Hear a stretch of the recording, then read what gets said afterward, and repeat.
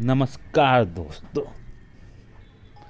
बहुत बहुत स्वागत है आपके अपने YouTube channel study up front पर। बिहार इंटर लेवल में बहुत सारे साथियों और छात्रों को बहुत सारे क्वेश्चन पर भ्रम की स्थिति बनी हुई है और बहुत सारे डिजिटल प्लेटफॉर्म के माध्यम से बहुत सारी बातें कही जा रही है। आज मैं उन सभी बातों को विस्तृत रूप से थोड़ी थोड़ी चर्चा करूंगा। वीडियो को कृपया अंत तक देखें, तभी आपकी सारी भ्रम की स्थिति, जो कन्फ्यूजन की स्थिति है, वो दूर होगी। तो चलिए दोस्तों, शुरू करते हैं बिना कुछ देरी किए हुए। जो मुख्य कन्फ्यूजन वाले क्वेश्चन है बिहार इंटर लेवल 2014 की जो वैकेंसी थी उसको लेकर, पहला कन्फ्यूजन रिगार्डिंग ओएमआर को लेकर बहुत सारे विद्यार्थियों में बहुत सारी कन्फ्यूजन की स्थिति बनी हुई है। कुछ सारे विद्यार्थियों का कहना है कि मैंने हिंदी के जगह अंग्रेजी में साइन कर दिया, अंग्रेजी की जगह हिंदी में साइन कर दिया। तो ओएमआर सिर्फ एक कंडीशन में ही रिजेक्ट होती है, जो कि मैं अभी तक जानता हूं और जितना मैंने अभी तक अनुभव किया। अगर आपने अपना रोल नंबर और बुकलेट नंबर सही सही फिल करके ओएमआर जो है उसको सही सही, बिल्कुल सही सही गोला को रंगा होगा, तो ओएमआर है जो वो कभी रिजेक्ट नहीं होगी। बाकी आप अगर हिंदी की जगह गलती से अंग्रेजी में साइन हो गया या अंग्रेजी की जगह हिंदी में साइन हो गया तो उससे कोई भी फर्क नहीं पड़ता है, बिल्कुल चिंता की बात नहीं है। अगर आपने ओएमआर में जो गोला है, जो जिसे रंगना था उसे सही सही रंगा है, तो कोई चिंता की बात नहीं है। दूसरा इसी के रिगार्डिंग ये क्वेश्चन है कि मैंने सर क्वेश्चन पर रफ काम कर लिया है लेकिन मना किया गया था। तो मैं आज आपको ये एक बात क्लियर कर देता हूँ, जो क्वेश्चन पर जिन जिन मित्रों ने रंगा है उन्हें घबराने की बिल्कुल भी बात नहीं। ये जो क्वेश्चन है, आयोग, आप देखे होंगे कि अगर आपके क्लास में 48 लड़के या 42 लड़के हैं तो वहाँ के जो इन्विजिलेटर, जो वीक्षक हैं, वो क्वेश्चन को लेते हैं और सबसे पहले मिलाते हैं। वो मिलाने के बाद सेंट्रल सुपरिटेंडेंट के पास जाता है क्वेश्चन और ओएमआर। तो क्वेश्चन एक जगह रखा जाता है, यानी मान लीजिए 500 छात्र है तो ओएम हर रूम से नंबर ऑफ जो क्वेश्चन पेपर है वो गिना जाता है और 500 अगर छात्र है तो 500 जो है वो क्वेश्चन है। और मान लीजिए 400 लड़के अपेयर हुए तो 400 क्वेश्चन उनके पास होना चाहिए और जो 100 क्वेश्चन अब्सेंट हुए हैं वो पहले ही उठा लिए जाते हैं, उनको अब्सेंट में मिला लिया जाता है कि ये छात्र अब्सेंट रहे हैं। तो 400 क्वेश्चन जब उनके हमारे पास मिल जाता तो सेंट्रल सुपरिटेंडेंट साइन करके उस क्वेश्चन पेपर को अलग बंडल बना के अलग आयोग द्वारा लेके जाया जाता। ओएमआर जो है वो अलग बंडल बन के अलग जाया जाता और वो क्वेश्चन पेपर आयोग के कार्यालय में रखा रहता है। जब भर्ती की प्रक्रिया पूर्ण हो जाती है उसके बाद उस क्वेश्चन पेपर का नीलामी होता है, उस क्वेश्चन पेपर को नष्ट कर दिया जाता है। यानी कि आप अगर क्वेश्चन पेपर पर कोई भी रफ कार्य किए तो बिल्कुल ही घबराने या बिल्कुल ही टेंशन लेने की कोई भी स्थिति ना बनाए। उसके बाद दूसरा जो सबसे मुख्य जो अभी मुद्दा बना हुआ, जिसे बहुत सारे लोगों की कन्फ्यूजन की स्थिति है, तो वो है कास्ट। कि सर मैं पहले ईबीसी में था, पहले बीसी में था, मैं ईबीसी में आ गया, उसके बाद मैं ईबीसी में था तो मैं बीसी में आ गया। तो इसको लेकर आयोग ने अपना जो विज्ञापन 2014 में प्रदर्शित किया था, जो 2016 में प्रदर्शित किया था, और जो मेंस से प्री एग्जाम के बाद जो मेंस विज्ञापन प्रदर्शित किया था, उसमें साफ साफ आयोग ने क्या लिखा हुआ मैं आपको पढ़ के सुना देता हूँ। ऑनलाइन आवेदन करते समय नियत प्रविष्टि के अधिक इंगित आरक्षण का दावा नहीं करने पर किसी भी परिस्थिति में आरक्षण का लाभ देने होगा। यानी मान लीजिए कि आपने कोई भी आरक्षण, मतलब कोई भी कैटेगरी नहीं भरा तो आप जनरल में काउंट होंगे, ये आयोग ने कह दिया। और उसमें आयोग ने क्या कहा है, ये मैं 2014 का नोटिफिकेशन बता रहा हूँ। समान प्रशासन विभाग के परिपत्र संख्या 70 दिनांक 11/6/1996 को जो नोटिस निकला था समान प्रशासन विभाग का, उस बिहार अधिनियम 15/2003 के आलोक में राजधीन सेवा आयोग में आरक्षण का लाभ राज्य के मूल निवासी, यानी जो यहाँ के जो मूल निवासी, उन्हीं को मिलेगा।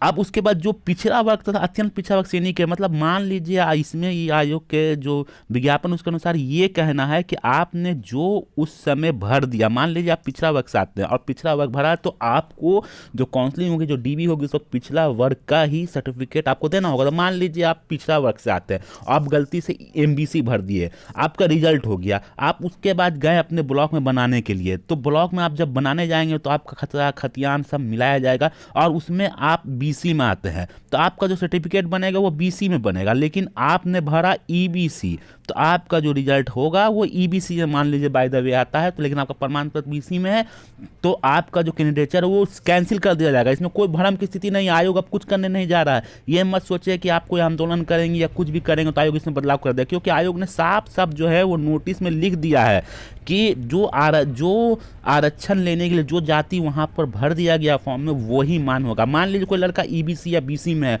अगर वो जनरल कट ऑफ पार कर गया मेंस में अगर जनरल कट ऑफ पार कर गया तो उसे जनरल से वो सीट दी जाएगी, उसे जनरल से वो सीट दी जाएगी। इसमें ये कहीं भी नहीं है कि प्री में भी आप जनरल से क्वालिफाई करें, मेंस भी नहीं, आप प्री किसी भी कैटेगरी से क्वालिफाई करें, क्योंकि ये 2014 की वैकेंसी है, 2014 की वैकेंसी है। तो आप मान लीजिए प्री किसी भी कैटेगरी से क्वालिफाई करें, अगर आप मेंस में जनरल से क्वालिफाई किए हैं और आप जनरल का सीट लेना चाहते हो तो आपको जनरल का सीट मिलेगा, क्योंकि 2014 में जो बिहार ग्रेजुएट लेवल जो आया था, सेम प्रक्रिया 2014 इंटर लेवल में भी अपनाई जाएगी, कोई प्रक्रिया में कोई भी बदलाव नहीं होगी। उसके बाद मैं दिखला देता हूं आपको, यहाँ पर चौथा नंबर पॉइंट आप देखें, परीक्षा के लिए प्रारंभिक परीक्षा के लिए आवेदन प्राप्त होने की अंतिम तिथि, यानी जो प्रारंभिक यानी पीढ़ी के एग्जाम तक जो आरक्षी जो है, जो अभ्यर्थी है जिस आरक्षण श्रेणी में वही मान होगा। यानी कोई अगर एमबीसी में है तो उन्हें एमबीसी का यह आरक्षण मिलेगा, कोई बीसी में है तो वो बीसी में होगा। बाद में अगर किसी में चेंज होता है तो उसको आयोग उसे नहीं मानेगा। आप 2014 में पीढ़ी के वक्त जो आपका जो कैटेगरी था वही माना जाएगा।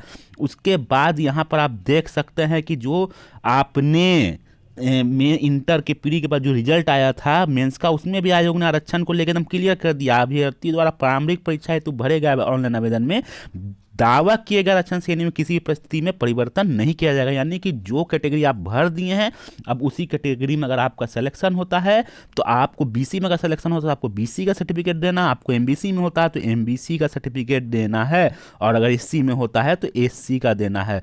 अगर मान लीजिए आपका नहीं बन पाया, आप गलती से कोई किसी का चेंज हो गया, बीसी से एमबीसी या एमबीसी से बीसी भरा गया है, तो उसे फिर जनरल में क्वालिफाई करना पड़ेगा। तीसरा सबसे बड़ा जो टॉपिक अभी चल रहा है आंसर की, आयोग इस मामले में इस बार फूक फूक के कदम रख रहा है और आंसर की उसे जारी ही करना होगा, और लगभग अनुमान है कि आयोग जो है आंसर की को इस बार जारी करेगा। लेकिन यहाँ पर एक बात आपको देखने योग्य है कि आंसर की जारी करने पर भी छात्रों को क्या कुछ फायदा होने वाला है? बिल्कुल भी नहीं। आयोग 4 सेट बनाकर, ए का पहला, बी का दूसरा बनाकर, ये सेट नंबर ए है इसका, ये सेट नंबर बी है इसका बनाकर आयोग आंसर की जारी कर दे। कितने लोगों को याद है कि उनका सेट नंबर ए था और सेट नंबर ए के पहले नंबर पर ये क्वेश्चन था? ये बहुत कम लोगों को याद है। तो आंसर की जारी होने पर भी कोई फायदा नहीं है, बस आयोग अपने सर को, अपने ऊपर कोई ये मतलब कोई भी ये नहीं लेने के चलते बस आंसर की को जारी कर देगा, और आंसर की जारी करने के बाद वो आप छात्रों के लिए कोई हित के फायदा नहीं, क्योंकि आपके पास क्वेश्चन रहेगा तभी आप आंसर की मिला सकते हैं। जैसे बीपीएससी ने भी आंसर की जारी किया है, तो उस आंसर की को छात्रों के पास क्वेश्चन है तभी आंसर की मिला सकते हैं। आपको याद होगा कि बिहार एसएससी 2014 जो ग्रेजुएट लेवल का एग्जाम हुआ था, उसमें प्री में भी क्वेश्चन जो है वो लोगों को मिला था, और मेंस में भी 2014 का जो ग्रेजुएट का मेंस हुआ था उसमें भी दोनों परीक्षा में लोगों को क्वेश्चन मिला था। तो लड़कों ने उस क्वेश्चन से आयोग का जो आंसर की आया था उससे मिलाया था। लेकिन यहाँ तो ना आपके पास मेंस का क्वेश्चन मिला इंटर लेवल में, ना प्री में मिला है, तो आंसर की आने से कोई फर्क नहीं पड़ने वाला है। ये आयोग बस एक फॉर्मेलिटी पूरा कर देगा। अब आते हैं चौथे क्वेश्चन, टाइपिंग। इस मामले में मैं दोस्तों आप लोगों को बहुत ही क्लियर कट बता देना चाहता हूँ, बहुत ही क्लियर कट। बहुत सारे डिजिटल प्लेटफॉर्म पर ये भ्रम की स्थिति फैली हुई है कि नॉन टैपिंग पोस्ट की पहले ज्वाइनिंग होगी और टैपिंग पोस्ट की ज्वाइनिंग बाद में होगी। इस भ्रम में बिल्कुल भी ना रहें। आयोग जो इस आयोग ने जो विज्ञापन निकाला वो मकर जाल की तरह बना हुआ है। इतना इसमें लूप होल है कि आप चाह के भी उस लूप होल से बाहर आयोग नहीं निकल सकता। आयोग की मजबूरी है कि उसको पहले टाइपिंग और उसके बाद ही फिजिकल, उसके बाद ही वो मेरिट बना सकती है, ना कि पहले मेरिट बना के नॉन टाइपिंग वाले लोगों को ज्वाइनिंग करवा दी। इसका मैं उदाहरण के साथ आपको एग्जाम्पल देता हूँ। मान लीजिए दो लोग हैं, पहला और ये दूसरा लोग है। पहला लोग अपने पहले ऑप्शन में टाइपिंग पोस्ट भर दिए और दूसरा नंबर पर नॉन टाइपिंग पोस्ट भर दिए। इसने नॉन टाइपिंग पोस्ट पहला नंबर पर भरा और इसने टाइपिंग पोस्ट दूसरा नंबर पर भरा, लेकिन ये इस लड़के का मार्क्स 130 है और इस लड़के का मार्क्स 120 है। इस लड़के ने पहला जो भरा टाइपिंग है, यानी इसका इच्छा है कि उसे टाइपिंग मिलेगा, टाइपिंग वो क्वालिफाई करता है, लेकिन इसका मार्क्स 120 और इसका इच्छा है कि उसे सबसे पहले नॉन टाइपिंग मिले। अगर आयोग प्रीफरेंस देखते हुए इसको नॉन टाइपिंग में रिजल्ट देकर ज्वाइनिंग करवा देता और ये लड़का अगर टाइपिंग फेल हो जाता है तो ऑटोमेटिक इसको नॉन टाइपिंग पोस्ट मिलनी चाहिए, और ये अगर पहले ज्वाइनिंग करवाता नॉन टाइपिंग पोस्ट फिल हो जाएगी।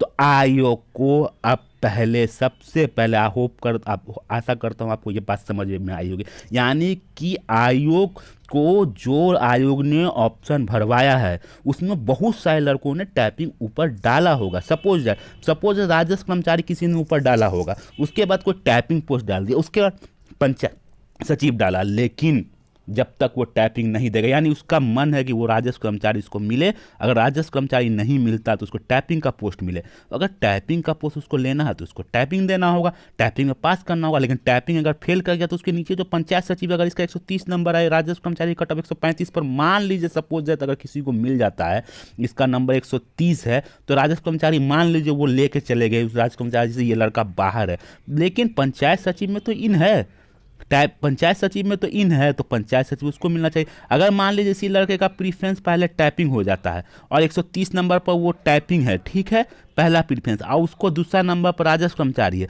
आयोग ने राजस्व कर्मचारी का कट ऑफ 120 सेट किया, अब बोला कि आपको राजस्व कर्मचारी मिलता है, तो वो लड़का बोलेगा सर मैं 130 नंबर लाया हूं, मैं पहले टाइपिंग दूंगा, अगर टाइपिंग में निकलता हूं तो मैं टाइपिंग का पोस्ट लूंगा। तो आयोग तो यहाँ फंस चुका है। आयोग ने इस विज्ञापन को इस तरह प्रदर्शित किया है कि जो कि बहुत ही भ्रम की स्थिति है, मकर जाल की तरह बनाया है। यहाँ लड़कों को इतना ना कन्फ्यूजन है कि कुछ कहा जाता है। मैं एक बात बताना चाहता हूँ मित्रों, दोस्तों, मैं अपने अनुभव से बताना चाहता हूँ कि अभी आप बिल्कुल ही अफवाहों में पर ध्यान ना दें, अपनी बुद्धि और अपने दिमाग का प्रयोग करें। आपके हाथ में आयोग क्या करता है वो बिल्कुल भी नहीं है। आयोग के हाथ में है वो आप बिल्कुल नहीं आप कर सकते। आपके हाथ में बस और बस एक चीज़ है, वो चीज़ है टाइपिंग। टाइपिंग आपके हाथ में एक मात्र चीज़ है, टाइपिंग। अगर जिस विद्यार्थी का नंबर 95 से कम आ रहा, वो किसी भी अफवाह पर ध्यान न दें और टाइपिंग पर एकदम लग जाए। टाइपिंग ये ही आपको एक जॉब दिलाएगी, और रिजल्ट अभी 2 से 3 महीना है।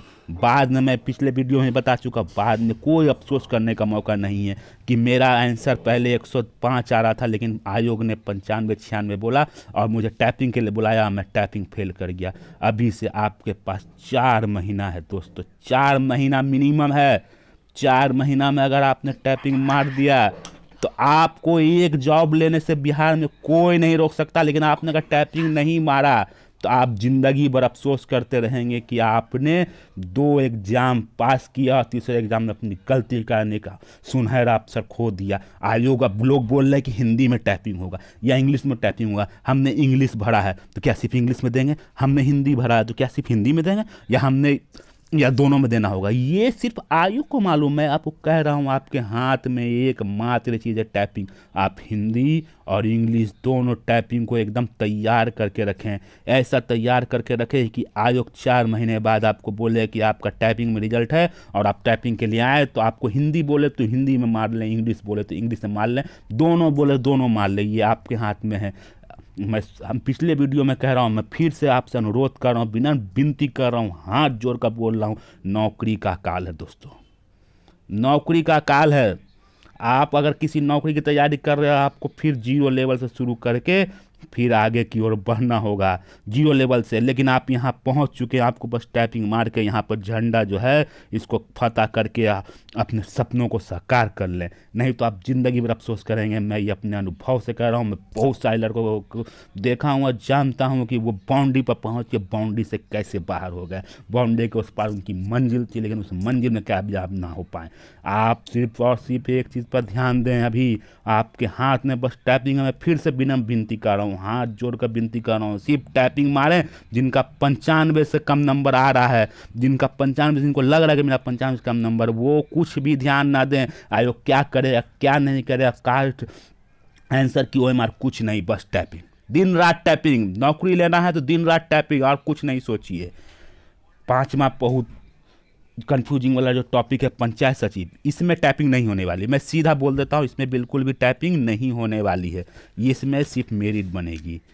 छठा और आखिरी ये सवाल है जो डॉक्यूमेंट वेरिफिकेशन का है। ये डॉक्यूमेंट वेरिफिकेशन जो है, ये डॉक्यूमेंट वेरिफिकेशन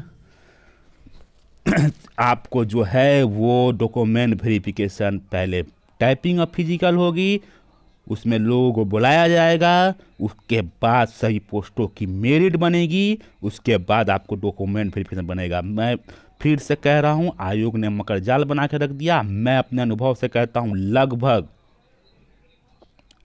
8 से 10 महीना इस प्रक्रिया को पूर्ण होने में लगेगी। 8 से 10 महीना लगभग पूर्ण होने में।